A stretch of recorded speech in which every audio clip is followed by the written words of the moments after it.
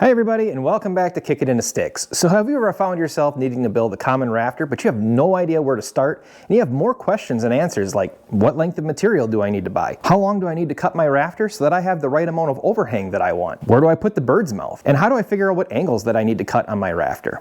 I'm going to show you two methods that will answer all of these questions and help you build your common rafter right the first time, every time. The first method is going to require a speed square, a 1-foot square, a tape measure, and a smartphone, tablet, or scientific calculator. Now the other method is to use a jig kind of like this one that sits on top of your double plate and at the center of your wall. Now before I show you the tips and tricks on how to figure out your common rafters, let's head on over to the greenhouse and get our OSB hung up so we can put our rafters up. I'm not going to bore you or take up much of your time with hanging OSB, so we're going to speed through this a bit. Hanging OSB is not difficult, and to minimize waste, use scrap pieces from window cutouts to fill those leftover gaps that need coverage rather than trying to use full sheets for each area you cover. The reason I'm showing this is because hanging our OSB before installing our conventional framed rafters left us with a fitment interference. To overcome this obstacle, we simply trimmed the overhanging end of our rafter slightly narrower so the bird mouth could rest on our double top plate without resting on the OSB.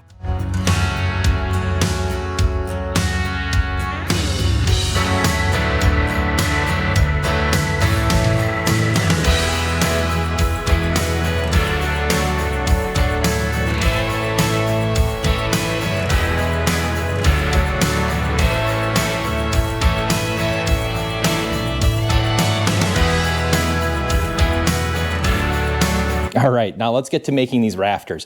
We actually ran into this problem ourselves. We were trying to figure out where do we put the bird's nest and how do we do this? How do we measure that? I mean, I knew how to get certain angles on our boards, but I didn't know how to get all of the dimensions and locations for the features of a rafter that are needed. So I sat down a couple of nights ago trying to figure out how I could do this mathematically and how I could break it down and make it easy so that all of you at home can use this without having to know trigonometry, geometry, and any kind of algebra or anything along those lines. So simply all you're going to do is follow along with me and type in what I type in on my calculator, and I'll have that pop up on the screen for you so you can follow along. Now, before we can go ahead and figure out what lengths of boards we're going to need, we need to know one important thing, and that is our roof pitch. Now, common roof pitches are like a 412 pitch, a 612 pitch, 812 pitch. It can be anything in between there. What that means is that for every 12 inches of run, there is 4 inches of rise for a 412 pitch, and it will keep going like that until it gets up to the peak of your roof. Now, we need to know that angle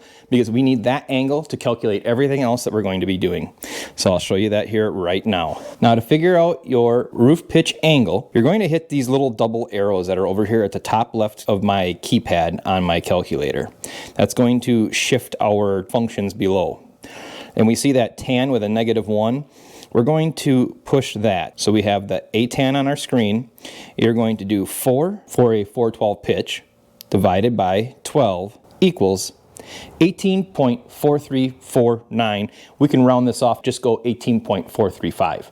That is the angle for a 412 pitch. It would work the same if you had any other pitch as well. So let's just say, just to give you another example, if you have an 812 pitch. That's a pretty steep roof, but you're going to hit that tan button again, stands for tangent, and you are going to enter in 8 divided by 12 equals 33.69. That is the degree of an 812 pitch roof.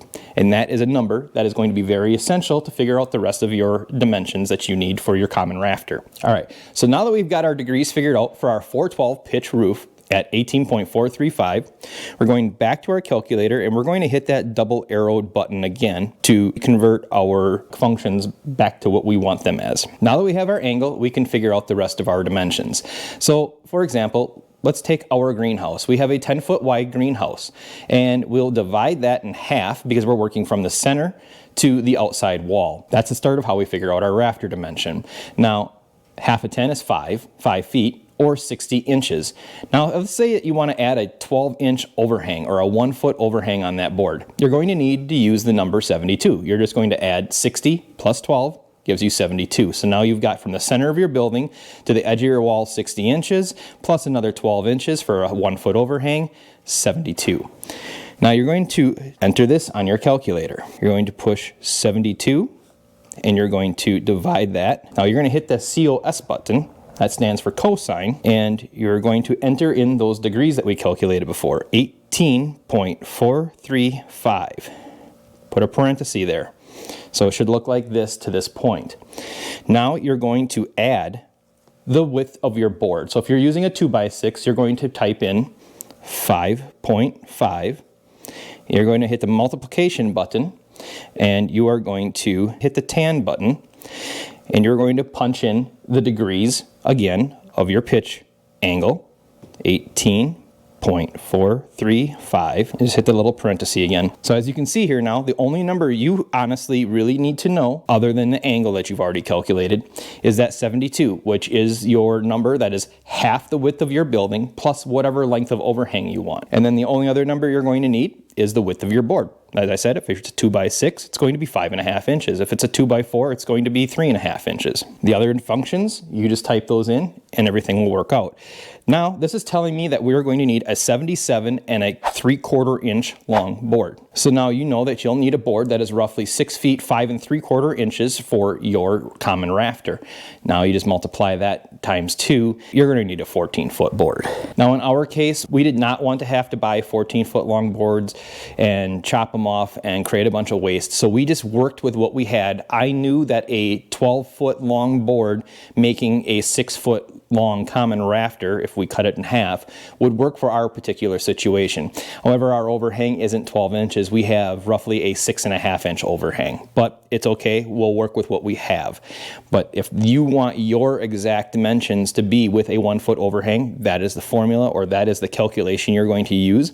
And then that is the board length you're going to need. So you'll just have to figure out if you need to buy 12-foot boards or 14-foot boards, whatever is going to work best for you. All right, so we're going to mark our board at the 6-foot mark because that's what we used, and I'm going to mark it at 6 feet because I'm going to show you that my calculated rafter dimensions match one of the boards we've already cut out using the second method that we're going to show you. Roughly, the second method that you use does not give you a roof pitch angle. That is, unless you know some trigonometry to be able to figure out where to mark the height on your jig and then have your common rafter peak at that point, so that way you have the correct angle from the peak running down to your outside wall for the bird's mouth. All right, so now that we know that board length, we're going to mark that. Do is mark our board off at 6 feet because that's what we used for our rafters. All right, now we're going to take our speed square and we're going to pivot, and make sure you use the back edge of your 90 degrees. Use the back edge of your speed square. Okay, that is important. Don't use this 45 side here. We're going to take our speed square and go to the pitch of our roof that we have calculated, which is a 412 pitch. So we're going to find the number 4 on here. We're going to line that line up with the edge of our board. Now, if your board is a little rounded over on the corner here, don't line the 4 up with the round. Line it up with the side of the face here on your board. Now, you're going to slide your speed square back using this back corner as your pivot down here. You're going to find that line that we just drew at 6 feet or 77 1/4 inches, whatever your board may be. So now we are going to draw our toe heel line. All right, so that is our peak. On this line that we just drew it down here at an angle, we are going to take our speed square and put it back straight. So we're not pivoted, we're going to be flat with the board. We're going to draw a straight line connecting to the line we just drew at an angle. So we're going to have a backwards end essentially at this end. This is our peak end. All of this material right here gets removed. And then at the back side of our end, this is a reference line for one of the next steps that we're going to do, but we'll wait and we will get there. We're going to mark the other end of our board here very quickly. And this will mark the end or the overhang side of our rafter. Now again, you're going to put your speed square at the bottom of your rafter. You're going to pivot it so that way your line is in the same direction as the line you just made at the peak. Just to reference that one more time, here's our 4 for our 412 pitch. That is on our common scale right here at the bottom. All right, there we're at our true toe there. All right, so now at our overhang end, this is the material we'll be cutting off.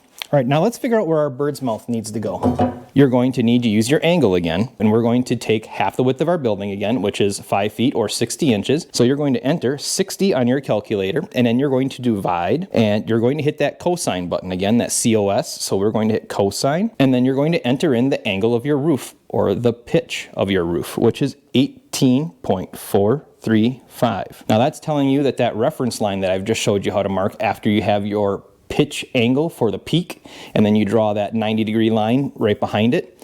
You're going to measure back from that line 63¼ inches. 0.245 is very close to 250, which is a quarter, and that is going to start the line of where we need to begin our bird's mouth. So let's go mark that now. We are going to measure back from this line 63¼ inches. All right, so we got our silver end of the tape measure on our line. We're going to come down to this end over here, and we're going to mark our board at 63¼ inches. This is going to be the back of our bird's mouth. Now you'll take your speed square, line it up on your point that you've just made here at 63¼ inches. And you're just going to make a mark down here at the bottom of your board, so that way you don't lose a reference of where your pivot is.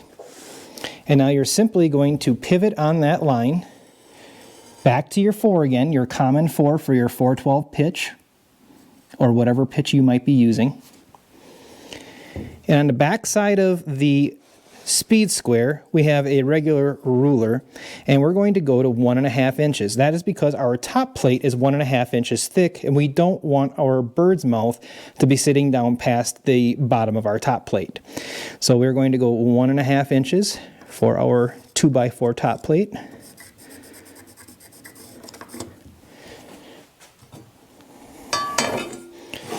And now this is where a 1-foot square would come in really handy. It's just much nicer lining up this type of a square than a speed square, because the speed square has that lipped overhang that helps you pivot. And in this case, it's not so helpful when it comes to marking out your bird's mouth. So what you're going to do is right here is the back edge of our bird's mouth. It is parallel to the back edge of our overhang that we drew at an angle for the 4/12 pitch. We're going to take our 1-foot square and set it up on that line, and now we are going to mark our board out up to that 1½ inch mark where we drew our line up to.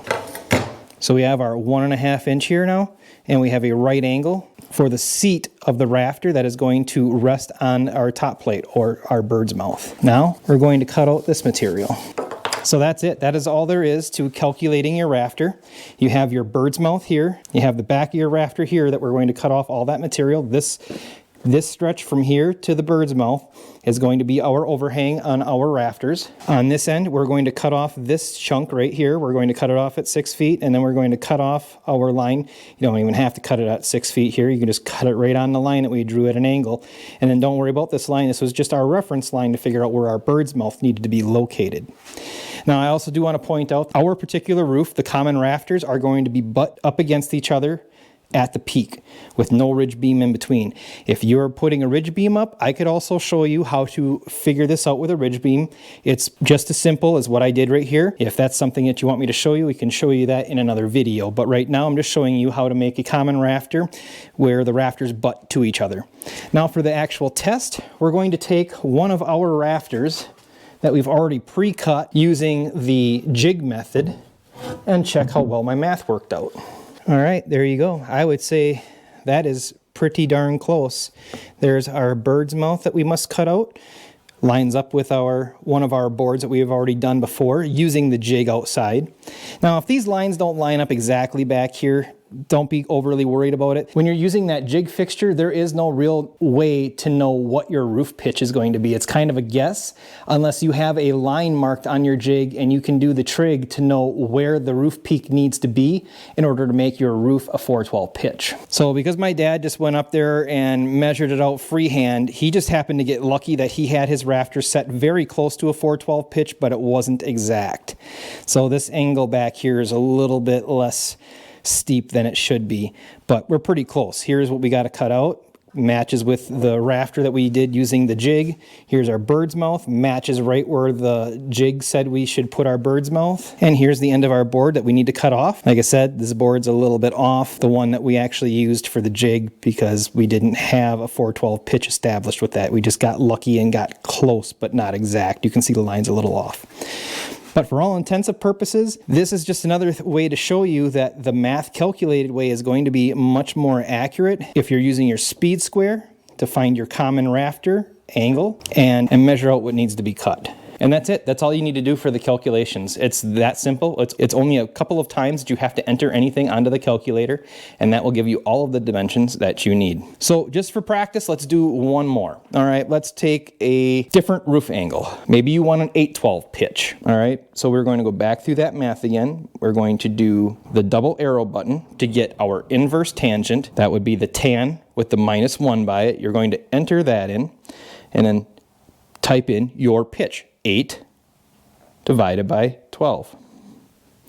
That's 33.69 degrees. That's our number, our magic number we're going to use for the rest of our calculations. Now we'll hit that double arrow again to get our functions back into the normal form. And let's say we have a building that is 6 feet wide from the center to the wall, being 12 feet overall. So we're going to enter in our 6 feet in inches, which would be 72, and let's say we want a 1 foot overhang on that. So we're going to add another 12 inches onto that 72, and we end up with 84.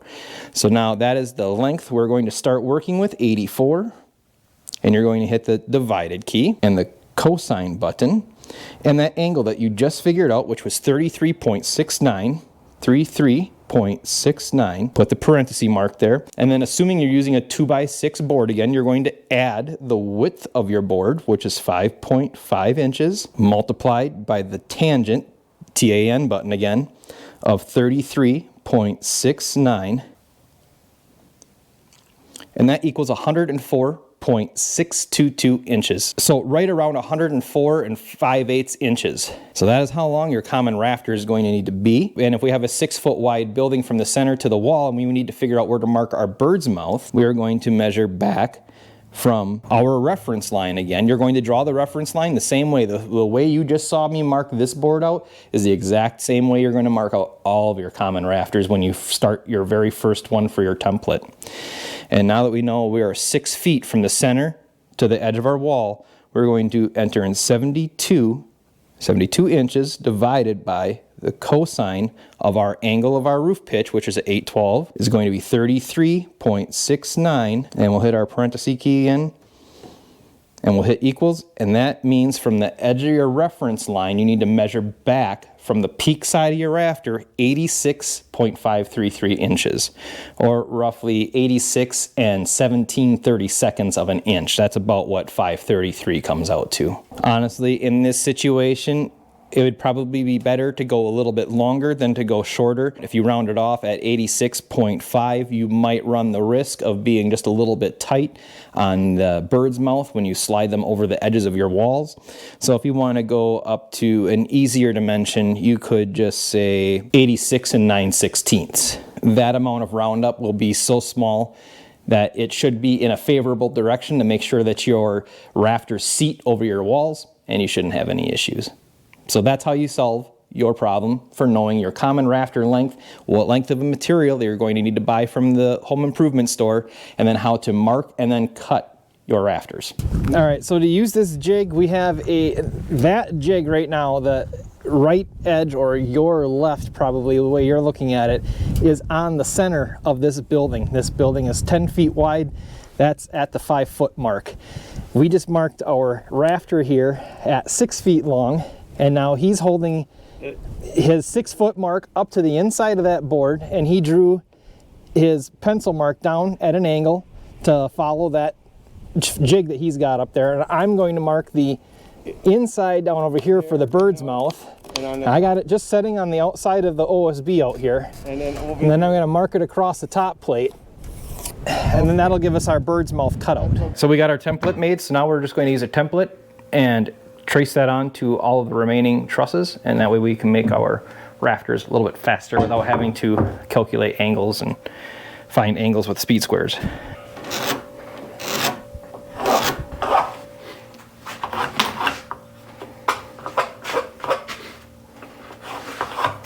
Okay, We have this line right here.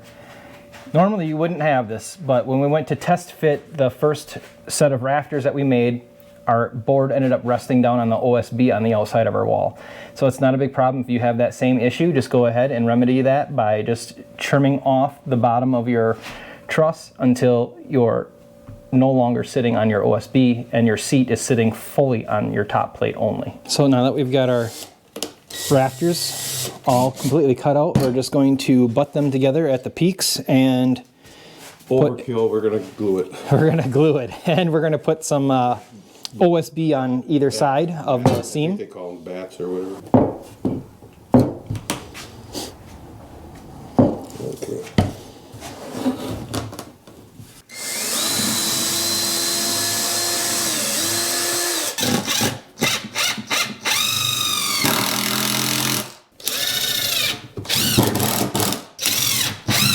Right now, to fasten our rafters down, we're using a hurricane clip.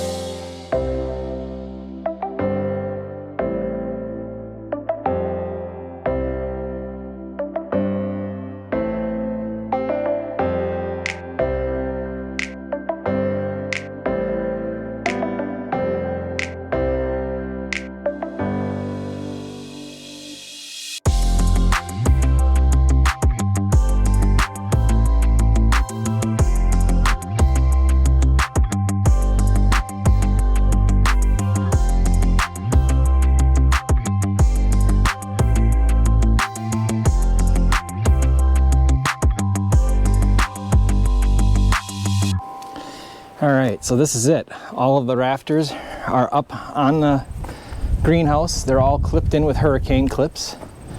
I'll give you a quick peek of those. So that's just this little guy right here, about a little U-shaped clip, diamond-shaped if you want to look at it on the outside, but it hugs the rafter on both sides, and it nails into your top plate and that double plate that gets placed on top of the top plate.